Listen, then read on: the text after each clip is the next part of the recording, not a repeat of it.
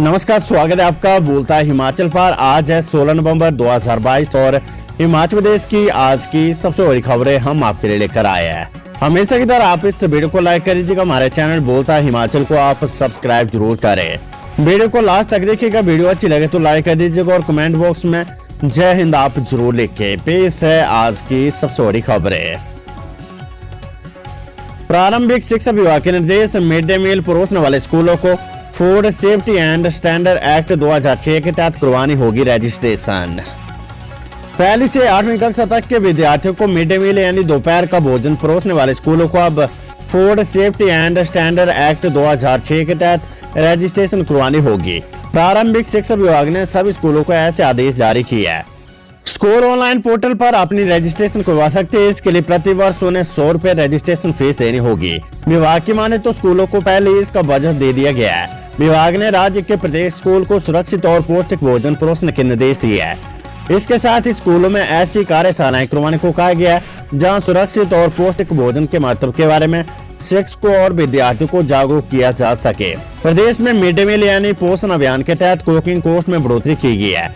केंद्र सरकार ने इस संबंध में आदेश भी जारी कर दिया है। अब नई कुकिंग कॉस्ट के तहत प्राइमरी के छात्रों को 5 रुपए 45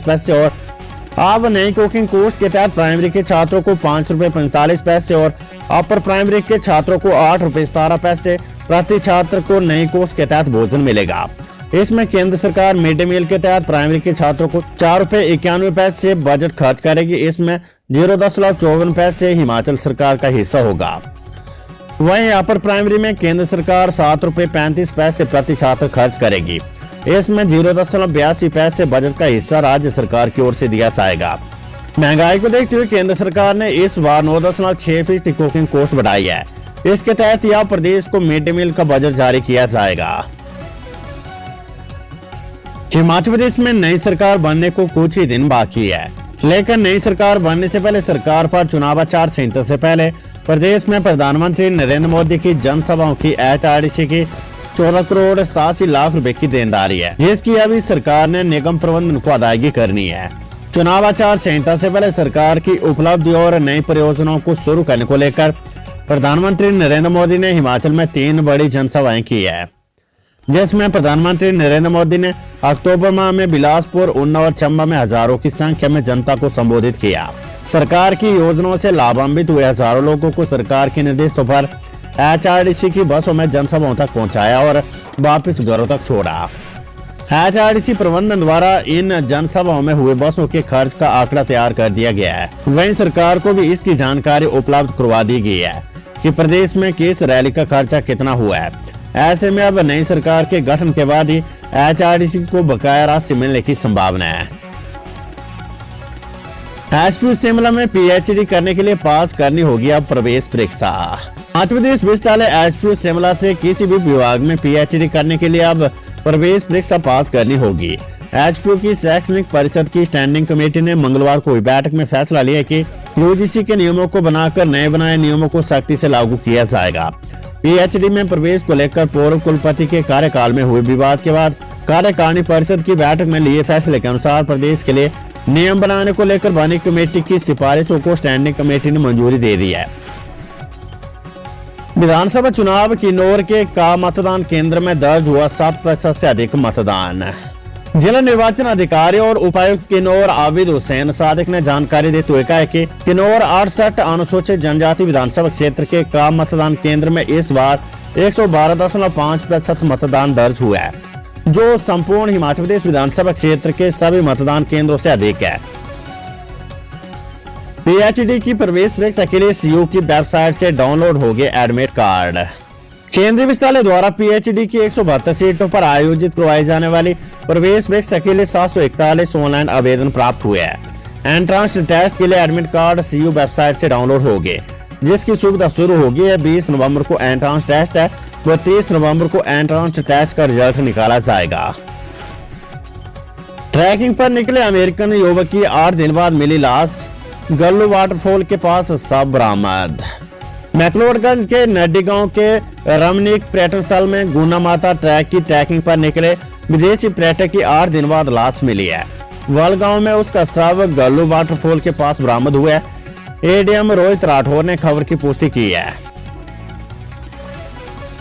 स्टार्टअप सम्मेलन में जाएंगे मुख्यमंत्री जयराम ठाकुर। बेंगलुरु में कार्यक्रम, पार्टी नेताओं से भी होगी मुलाकात। मुख्यमंत्री जयराम ठाकुर इस महीने दिल्ली जा सकते हैं।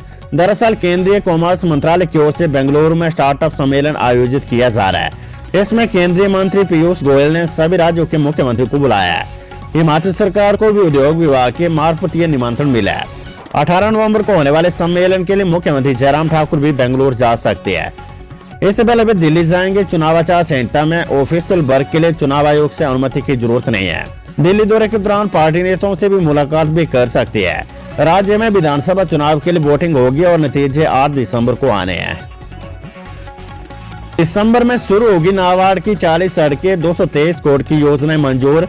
आचार संहिता हटते ही होंगे tender.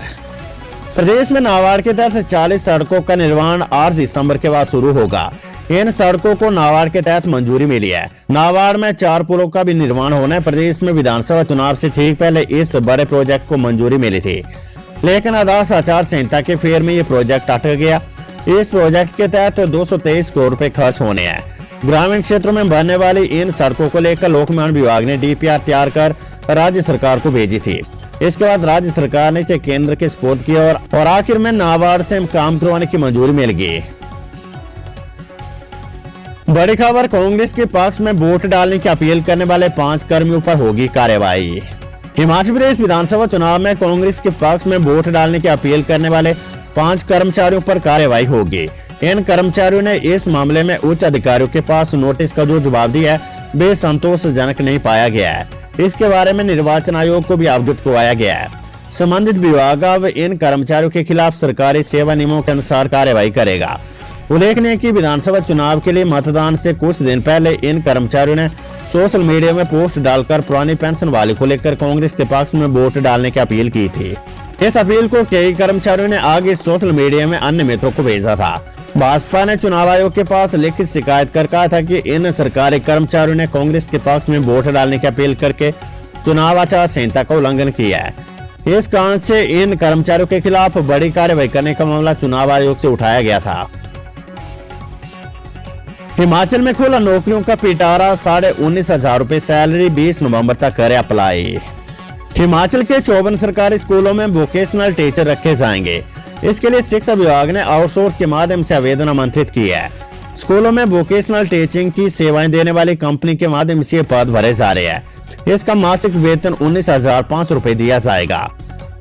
VFSI, retail, tourism, automobile जैसे ट्रेड में वोकेशनल टीचर रखे जाने हैं। इसके लिए योग शक्ति company, Laurent scale, scale tree, Indus education, aspect vocational trainer company के तहत अप्लाई किया जा सकता है।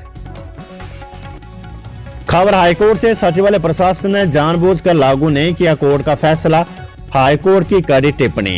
हिमाचल प्रदेश हाईकोर्ट ने सचिवालय प्रशासन की कार्यप्रणाली पर कड़ी टिप्पणी की है।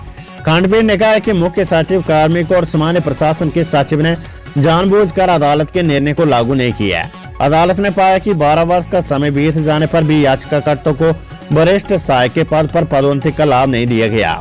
न्यायाधीश त्रिलोक सिंह चौहान और न्यायाधीश संदीप शर्मा की खंडपीठ ने निर्णय को लागू करने के लिए प्रतिवादियों को 4 हफ्ते का समय दिया है। अदालत ने स्पष्ट किया कि यदि इस अवधि में अदालत के निर्णय को लागू नहीं किया गया तो उस स्थिति में याचिकाकर्ता अदालत के समक्ष आवेदन दायर कर उनकी संपत्ति का ब्यौरा दायर करे, जिससे दूसरे अधिकारियों की संपत्ति और वेतन को कुर्क किया जा सके। अदालत ने वरिष्ठ सहायक के पद पर पदोन्नति का लाभ देने के साथ साथ वित्तीय लाभ अदा करने के आदेश दिए हैं। प्रदेश भर में पोस्ट बेसिक, BSc नर्सिंग और MSc नर्सिंग पहले साल की वार्षिक परीक्षाएं 1 दिसंबर से शुरू होने जा रही है। इन परीक्षाओं के लिए फॉर्म 15 से 20 नवंबर तक भरे जाएंगे। अटल मेडिकल विश्वविद्यालय ने परीक्षाओं का शेड्यूल जारी कर दिया है। इसके मुताबिक अभ्यर्थियों को 15 से 20 नवंबर तक परीक्षाओं के लिए फॉर्म भरने का समय दिया गया है। इस दौरान अगर कोई फॉर्म नहीं भरता तो उसे बाद में 2000 लेट फीस के साथ जमा करवाना होगा। दर्दनाक हादसा, 200 मीटर खाई में गिरी कार, दंपत्ति की मौत, बेटी लापता। हिमाचल प्रदेश के किन्नौर जिले के यूला संपर्क मार्ग पर बस स्टैंड के नजदीक कार के 200 मीटर हिमाचल प्रदेश के किन्नौर जिले के यूला संपर्क मार्ग पर बस स्टैंड के नजदीक कार के 200 मीटर गहरी खाई में गिरने से दंपत्ति की मौत हो गई है। जबकि बेटी अभी भी लापता है। अपडेट बर्फबारी में हिमाचल में ग्राफू, काजा, सामदो सहित 144 सड़कें बंद, 143 बिजली ट्रांसफार्मर भी ठप। हिमाचल प्रदेश में सामरिक लिहाज से महत्वपूर्ण चीन सीमा से सटा ग्राफू, काजा, सामदो मार्ग बर्फबारी के चलते अगले आदेश तक बंद कर दिया गया है। प्रशासन ने इस मार्ग को बंद करने के आदेश जारी किए हैं ताकि कोई भी पर्यटक या अन्य वाहन इस मार्ग की ओर न जा सके। मंगलवार को हालांकि मौसम खुल गया, लेकिन गत दिन हुई बर्फबारी के चलते प्रदेश में अभी भी 144 सड़कें बंद है और 143 बिजली के ट्रांसफार्मर भी ठप पड़े हैं। जलोड़ीदार और मनाली मार्ग केलांग तक वाहनों के लिए बहाल हो गया है, लेकिन दोनों मार्गों पर दोपहर के समय वाहन जा सकेंगे। चंबा के पांगी और कुल्लू की खराल घाटी में ब्लैकआउट होने से जनजीवन प्रभावित हो गया है। मौसम विज्ञान केंद्र शिमला ने बुधवार और वीरवार को भी मौसम साफ बने रहने की संभावना जताई है। 18 नवंबर को मौसम मिला जुला बना रहेगा, लेकिन 19 नवंबर को कुछ क्षेत्रों में बारिश बर्फबारी का आसार है। बिलासपुर में चंदन के 9 पेड़ काटे, लोगों की मुस्तैदी से भागे वन काटू। हिमाचल प्रदेश के बिलासपुर जिले में एक बार फिर से चंदन के पेड़ों पर आरी चली है।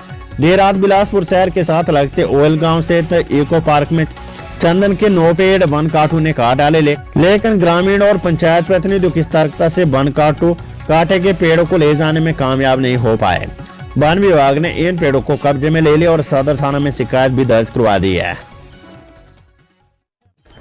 हिमाचल प्रदेश विधानसभा चुनाव का मतदान निपटते या नए मुख्य सचिव को लेकर कयास लगना शुरू हो गया है।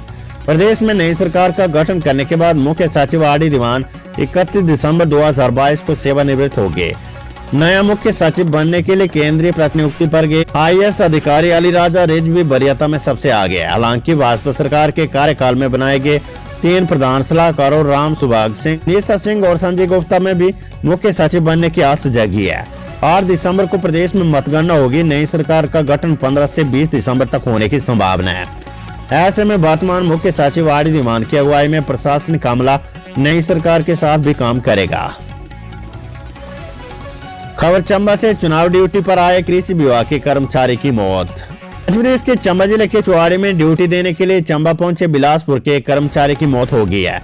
बीते दिन सोमवार देर रात सीने में असहनीय दर्द होने पर उन्हें मेडिकल कॉलेज चंबा पहुंचाया गया, जहां पर डॉक्टरों ने मृत घोषित कर दिया। दोस्तों, अगर अभी तक आपने हमारे चैनल को सब्सक्राइब नहीं किया है तो यहाँ क्लिक करके हमारे चैनल को सब्सक्राइब कर लें। साथ ही इस नोटिफिकेशन बेल पर भी जरूर क्लिक करें, जिससे कि आप हमारे आने वाले सारे वीडियोस की नोटिफिकेशन अपने मोबाइल पर